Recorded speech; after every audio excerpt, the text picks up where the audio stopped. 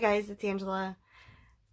I'm gonna pour over my previous Dwight Pours experiment in a video that I did not that long ago. When I did it the first time, when it was drying, it was not level, so a lot of it fell off to the side. So I did just check this, and it is level. So half the battle right there. And I mix my base using the same Dwight Pours Recipe, which I will put up right now, so you can take a quick screenshot of it.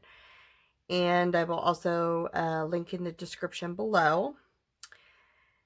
I don't think he's been saying he's been using the GAC or the GAC 800, however you call it, in his recent pours, but in the collaboration video that he did with Sarah Taylor, that's what he said was part of his recipe. So that's the recipe I'm following. Whether or not this works, I don't know, but I just started a new job recently.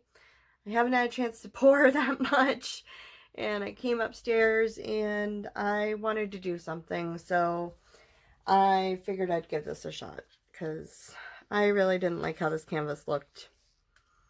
So here we go.